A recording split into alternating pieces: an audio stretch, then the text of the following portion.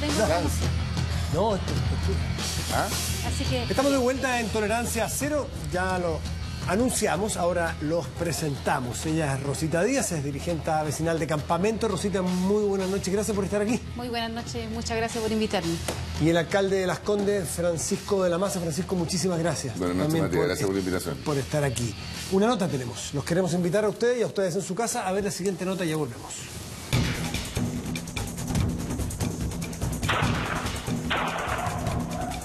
Imágenes que dan escalofríos, pues no solo son lanzazos, robos con intimidación o agresiones físicas a plena luz del día.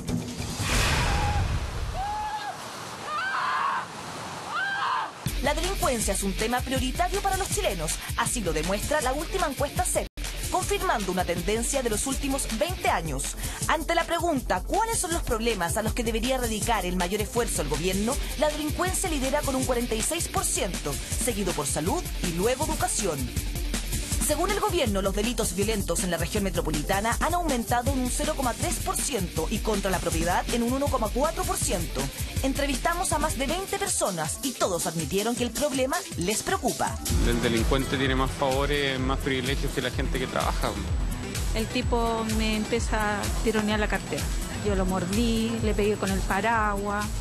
A mi nieta la semana pasada la asaltaron. Le pusieron una pistola en la sien, con bala basada. Tenemos que estar con las casas tipo fortaleza. Entonces ya no se anda tranquilo. ¿Qué es un fenómeno propio de los países con tanto desequilibrio en la distribución del ingreso? ¿Qué es una tendencia habitual en naciones con un desarrollo económico explosivo como Chile? Más allá de las hipótesis, lo cierto es que la seguridad ciudadana ya se habla en primera persona, en comunas ricas o vulnerables. De hecho, hay un llamado en el Barrio Alto a un cacerolazo para este miércoles. Yo dentro de mi casa, en la tarde, me pongo mi revólver al cinto. Si salta la reja y entra a mi casa, yo le voy a disparar sin ninguna duda. Esa hoja de ruta en este gobierno supone una desconcentración en los municipios y el desafío es cómo eso se implementa realmente y cómo fiscales, policías y municipios trabajan de manera coordinada. Un estudio de la Asociación de Municipalidades que incluyó a todo el país arrojó que las comunas con bajos índices de vulnerabilidad sociodelictual se emplazan en las regiones extremas, mientras que las comunas con peores niveles de seguridad pública son Santiago, Quinta Normal en la región metropolitana y Calama en Antofagasta. Desde los municipios brotan ideas para coordinar esfuerzos con carabineros y vecinos. El desafío es alto.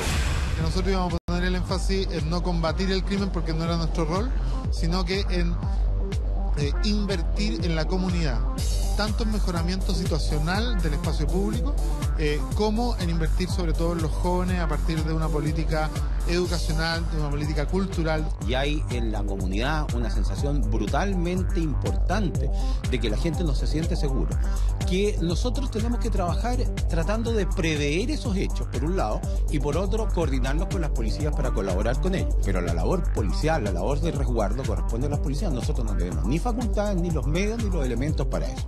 A pesar de que Carabineros cuenta con un 54% de confianza ciudadana y de todas las promesas políticas de los gobiernos de las últimas 2 décadas, el control de la delincuencia sigue al debe y con una gran contradicción. En las cárceles chilenas no hay espacio para más internos.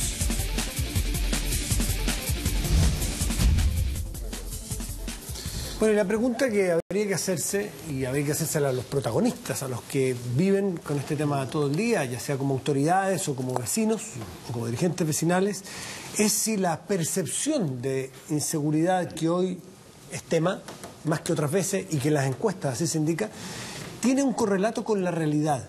Es decir, ustedes, una cosa es que perciban y escuchen que haya mucha inseguridad y mucha gente insegura y temerosa, y si efectivamente en los lugares donde a ustedes les toca dirigir como autoridades de distintos ámbitos, efectivamente hay más inseguridad o no, o que otras veces, si se ve un aumento claro en el último tiempo, y si es así, ¿a qué lo debe? ¿A qué cree que usted que se debe, Rosita?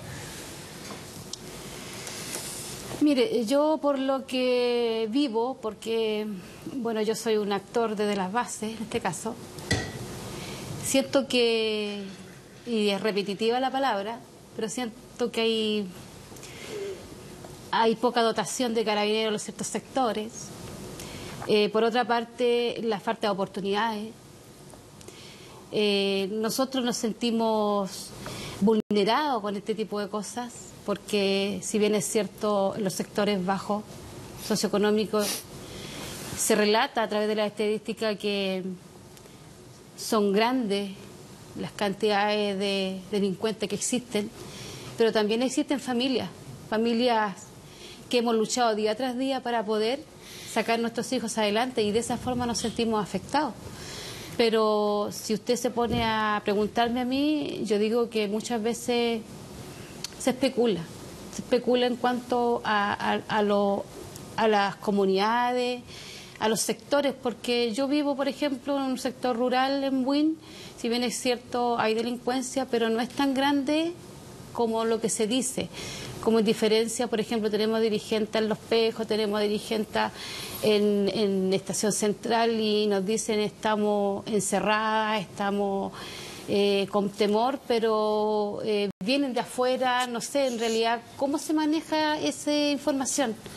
Entonces uno de repente empieza a pensar y dice, ¿cómo se descifra este aumento? Que si bien es cierto existe, nosotros no estamos diciendo que no es, pero deberían de existir más formas. Preguntarnos nosotros los actores desde abajo, la gente, las familias, ¿cómo podemos nosotros hacer un aporte? ¿Y cómo es ese aporte? ¿Cómo se puede hacer?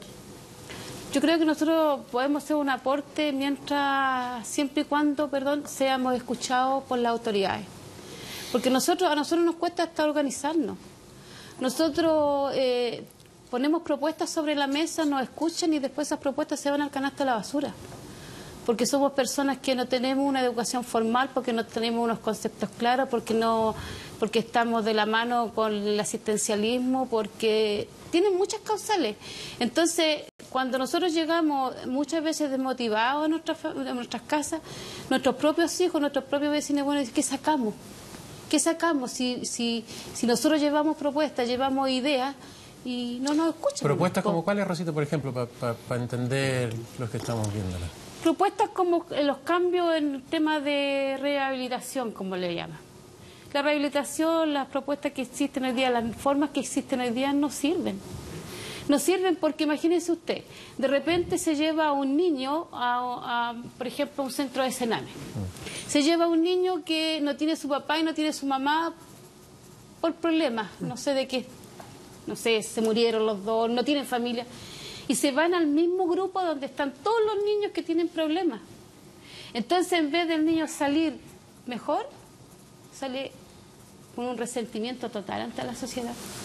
Y son rescatados a su vez por estos personajes que andan reclutando, entre paréntesis, soldados. Y eso es lo que nosotros podemos de alguna forma decir. Cambiemos la forma, nosotros somos capaces de poder proponer.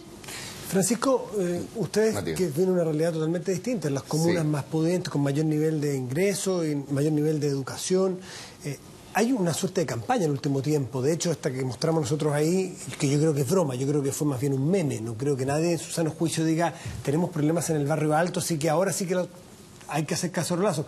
El problema es en todos los barrios de nuestro país, probablemente. ¿Cómo asumen ustedes primero esa suerte de estigmatización y la realidad en las comunas más pudientes de Primero te quiero hacer un diagnóstico de lo que yo veo en el tema de la delincuencia y en el tema de la reinserción, que es algo re importante, o recuperación de jóvenes, incluso de presos. En el tema de la delincuencia es una cadena que está integrada desde el gobierno, que es la cabeza. Después, obviamente, viene el Poder Legislativo, después vienen los jueces, los fiscales y finalmente los municipios, las policías, por supuesto, entre medio, y hasta las policías. Esa es una cadena legal que está establecida por ley. De los municipios hacia abajo, salvo ahora que se está legislando en torno a formar estos consejos de seguridad comunal, bueno, son actores, de alguna manera, que contribuyen desde el subsidio hacia el resto de las instituciones por la incapacidad que han mostrado hasta ahora. Y eso se refleja principalmente en la descoordinación y en la diferencia de criterio que tiene cada uno de los actores para enfrentar este proceso. Los jueces miran las leyes desde una perspectiva, los fiscales las miran desde otra, y los carabineros desde otra. Y los legisladores dicen que está todo perfecto desde el punto de vista de la reforma procesal penal, que no hay necesidad de hacer ningún cambio. Y el gobierno hasta ahora también, hasta ahora digo porque entiendo, y el otro día estuvimos reunidos con el ministro Burgos, que dijo que iba a reactivar esta agenda corta, donde hay un elemento central, y lo quiero expresar porque ese es el que genera mayor corte en esta cadena del control de la delincuencia. Y el elemento central precisamente del control que hacen las policías. Tú sabes que hoy día, por ejemplo, un control vehicular que se hace por razones probablemente de que vaya con las luces apagadas o fuera de contexto en estos días de contaminación, y tú encuentras que en ese control va una situación delictual distinta por el cual tú paraste. Eso se interpreta desde el punto de vista de los tribunales como una detención ilegal. Por lo tanto, hay una cosa ahí muy curiosa, en que los policías no son policías siempre, son controladores de tránsito, o por ejemplo un allanamiento por una orden de fiscal que tú vas a una propiedad por una especie robada en una especificidad específica. Tú entras a ese allanamiento, tienes la orden y encuentran que hay otros elementos robados, pero que no están en esa orden de allanamiento. Si tú haces detención por causa de eso, los policías, de nuevo, la interpretación detención ilegal. Entonces, ¿qué es lo que se busca esta agenda corta? Y de alguna manera hay una discusión en el Parlamento que se confunde con el elemento que tenían las policías hace como 20 años atrás, la detención por sospecha. ¿Ah? Y básicamente lo que busca es que el policía sea siempre policía.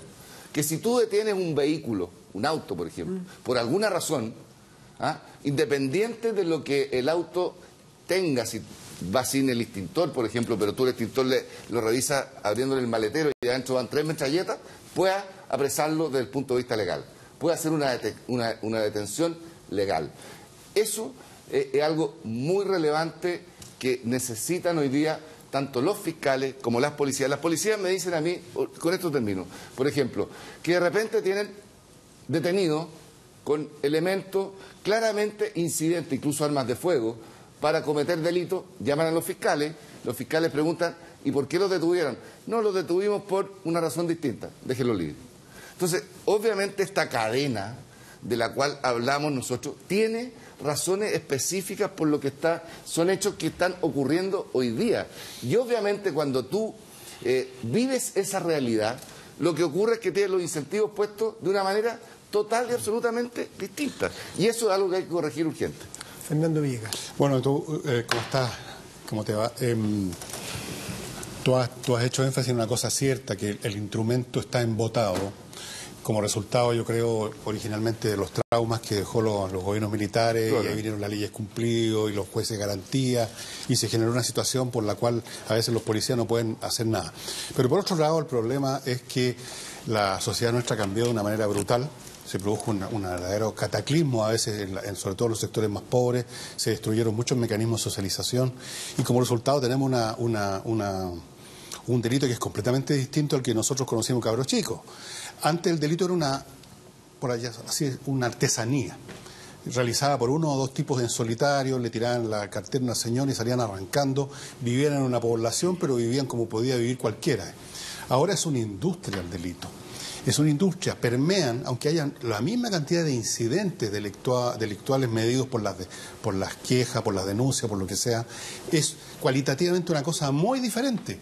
Ahora permean una población o un barrio, una población, como tú lo debes saber, Rosita, como una sociedad con sus ayudistas, con sus partidarios, con sus fiestas, con su propio capo local, con sus armas de fuego que las usan para celebrar eventos como si estuvieran en Chihuahua, en México. Es un fenómeno completamente distinto y capturan un pedazo completo de la sociedad y lo retiran del estado normal, y eso genera una situación para la cual, incluso aunque no estuvieran votados todos estos mecanismos que tú dijiste, que llegan a ser para la risa, surrealista, no hay ningún país del mundo donde un policía no pueda, digamos, inculpar a alguien que anda con una metralleta porque no era la causa por la cual de tus crímenes. Pero aunque no fuera así, es una policía hecha y una justicia hecha para el delito artesanal, no para el delito industrial. Tampoco es una policía o una justicia hecha para otra forma que ha adoptado el delito ahora, que es, y que pasa siempre en estos procesos históricos donde ya una sociedad se desquicia por crecimiento muchas veces, y es que el asalto deja de ser meramente un acto remunerativo y se convierte en una forma distorsionada de lucha de clase. Porque cuando una banda de muchachos drogados probablemente no solamente retiran bienes para ganar dinero, sino que además aprovechan de patear en el suelo o defecarse encima de algo, están expresando ahí otros sentimientos y otras fuerzas que tienen que ver con el odio de clase, del resentimiento, y eso tampoco nuestra policía y nuestra justicia está preparado. O sea, estamos frente a un monstruo mucho más grande de lo que nosotros podemos medir simplemente sumando denuncias. Eso queda absolutamente atrás, no refleja lo que está pasando. Y agreguemos a eso el embotamiento del instrumento como resultado de la reacción al gobierno militar. Bueno, a ver, yo quiero ahí hacer una precisión que es importante, porque efectivamente hoy día esta cadena del delito que está rota, está absolutamente quebrada, lo que genera es mucho desincentivo además en las policías. Claro. Es obvio, porque además las policías, cuando asumen riesgos, el único riesgo que corren de verdad es que lo echen. Que terminen exonerados por razones de o sobrepasarse o no sobrepasarse, porque saben que ese riesgo que asumen frente a un hecho delictual eventual finalmente termina con los delincuentes o con los imputados con detención ilegal. Por lo tanto, quedan nuevamente en la calle. Y eso, obviamente, de alguna manera, es muy complejo para la labor policial. ¿Puedo hacer un paréntesis? Porque un carabinero me dijo la otra vez, un carabinero que por supuesto no sé ni dónde me topé con él, me dijo, mire, me dijo señor Villegas, antiguamente cuando se levantaba un carabinero se hacía la pregunta, ¿volveré a mi casa vivo? Ahora se hace dos preguntas, ¿volveré a mi casa vivo? ¿Seguiré con pega? Claro, bueno, pero es que ese elemento de alguna manera no es menor, porque por ejemplo, si sumamos esas dos características hoy día, todos los delitos de alta connotación pública, en la zona oriente por lo menos, todos, la gran mayoría son delitos más violentos, todos se hacen en vehículos con jóvenes adentro entre 15 y 25 años, hay un target entre 3 y 4, todos. ¿Qué costaría a las policías empezar a hacer controles selectivos que vayan en esa dirección? Sin embargo, hoy día tú ves que a los policías los mandan, les dicen, oye, necesitamos 40 registros hoy día en tal parte. Y tú ves detenidos personas solas, adultos mayores o mujeres con niños. Yo nunca he visto hasta ahora un auto en control de detención que se haya con el target de donde se están cometiendo los delitos. Y eso básicamente responde justamente a que los policías hoy día están evadiendo el rol de policía. Sí, es muy grave esto. ¿Por qué lo evaden? Lo evaden precisamente porque esta cadena finalmente los induce a que si ellos cumplen o asumen un riesgo en esa cadena del delito, finalmente el riesgo, como dices tú, son dos. Y nosotros lo vemos porque nosotros tenemos un servicio paralelo bastante eficiente como municipalidad. Todos los detenidos, o la gran mayoría de los detenidos, lo hacemos nosotros. Y si nos entregamos a la Carabineros, así. Rosita, buenas noches. El ministro Alewi en una entrevista este fin de semana decía que más que aumentar la cifra de violencia, lo que había aumentado era el nivel de agresividad de los delitos, la intensidad de la violencia. Entonces, le quiero preguntar si esa es la misma sensación que tiene usted, que no es un aumento numérico, sino del tipo de violencia que se está viviendo. Ahora, de otro sector de Santiago, cuando en la lógica de las quejas o de los problemas que se ven en Las Condes, por ejemplo, el tema es la cantidad de carabineros que hay o no hay, suponiendo yo que en su caso o en su zona todavía hay menos, que la dotación de carabineros todavía es más baja. Entonces, primero eso de la intensidad de la violencia y después la dotación de carabineros en otros sectores de Santiago. Mire, la primera pregunta, yo creo que aquí hoy día existe un resentimiento muy grande de la sociedad, en cierta forma de la clase baja, como le llaman. Yo estoy un poco en desventaja con el alcalde, porque el alcalde se maneja con sus palabras técnicas, sus cifras y todo. Yo solamente vivo de la experiencia. Y mi experiencia me dice hoy día que sí, efectivamente la violencia está más. ¿Por qué? Porque nosotros vemos la desigualdad que existe tan grande. Yo como madre, como dueña de casa, como dirigenta, que me recorro muchas veces los sectores en silencio de Santiago con mi dirigenta, tengo relaciones con el norte, con el sur, gracias a Dios, están todos articulados, hoy día creo que me están viendo. Siento que el resentimiento es tan grande porque la desigualdad de ver a veces los jóvenes que hoy día están involucrados en esta clase de actuaciones es porque se ven troncados ante la oportunidad que quieren para ser alguien en la vida. Y resulta que son cabros tan inteligentes que no se les da la oportunidad para poder cumplir su objetivo en este caso, que ellos lo primero que hacen, el resentimiento, se esconden de sus padres, se van con el mejor amigo y se meten en este gran daño y que está matando a nuestros jóvenes chilenos hoy día, que es el tema de la droga. Y ahí están estos actores que los rescatan porque son presas fáciles para ellos, para poderlos seguir metiendo en este gran hoyo que es muy difícil de salir. ¿Por qué? Porque no tienen antecedentes. Entonces los cabros se meten en este asunto porque creen que la vida les va a ser más grande, les va a ser más fácil, van a tener mejores, como ellos llaman, mejores pirchas, mejores zapatos, mejores marcas, y resulta que cuando se dan cuenta que aparte de condenarse ellos, condenan a su familia, condenan a su barrio, condenan a sus comunidades. Y perdón, déjame interrumpirla ahí porque eso tiene que ver desde su perspectiva, Rosita, con que hubo una promesa de un sistema que le decía ahora vas a poder estudiar y surgir igual que cualquiera, que era falsa, porque lo que se le ofrecía en universidades o en colegios o en liceos que le muestran un camino que supuestamente va a permitir una igualdad que nunca llegó, va dejando sus marcas, o porque le decían si tú tienes esta zapatilla y esta ropa va a ser distinto y con esfuerzo de comprar esa zapatilla, esa ropa, decían bueno, estoy aquí mismo, estoy igual, no pasa nada. No surgí, no avancé. Allá punto. ¿Por qué? Porque, por ejemplo, yo tengo una nieta hoy día que está estudiando técnico jurídico. Teníamos la esperanza, mi hija es madre soltera y así consecutiva, muchas familias que yo conozco que estaban con la esperanza de que ellos iban a poder lograr lo que nosotros no pudimos.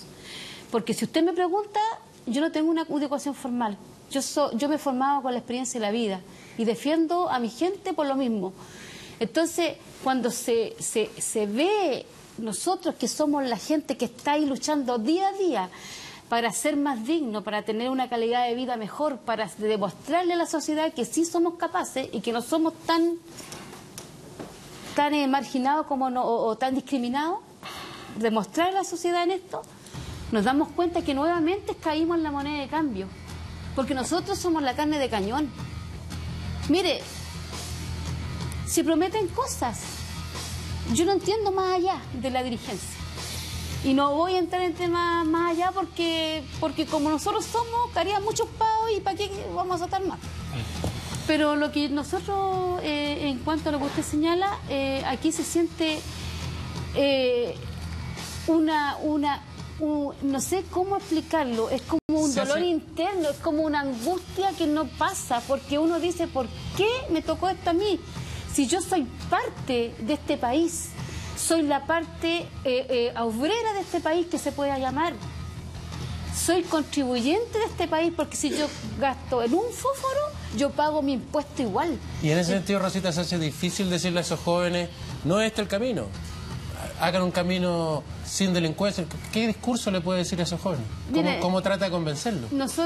Yo siempre he tenido buenas relaciones con nuestros cabros, porque tengo como algo maternal. Ya mi hijo es tan grande y yo siempre estoy en conversa. Y siempre le digo, hijo, usted no ve que se está quemando cada día más. Mire, yo no tengo nada más que lo único que le puedo dar una palabra. ¿Sabe, tía? No le haga falta de respeto. ¿Sabe por qué? Porque ya me lo han faltado alto a mí, porque ellos hablan así, y por eso no le voy a faltar el respeto, pero a usted nunca la voy a tocar. Entonces, ahí usted nota ese dolor de ellos también. Si ellos también sufren, ¿usted cree que ellos los pasan muy bien?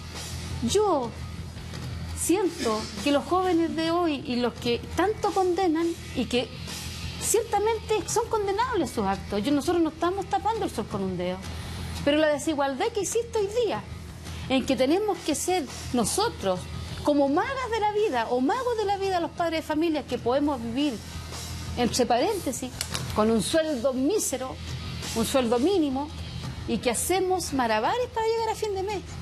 Cuando existen otras instancias o otros poderes o otra gente que dicen, yo no puedo vivir con 5 millones de pesos mensuales. O sea, ¿de qué estamos hablando? Entonces, ¿usted le puede decir a un joven que ya se está metiendo en este tema, no lo hagas? Oye, ¿No lo hagas? Sí. Yo quiero hacer una interrupción. ¿Puede ser a la vuelta, Francisco? Sí, Volvemos con perfecto. ustedes. Volvemos con Francisco de la Maza, alcalde de Las Condes, y con Rosita Díaz, dirigente vecinal de Campamentos. Vamos a hacer una pausa y volvemos a entrar. Gracias.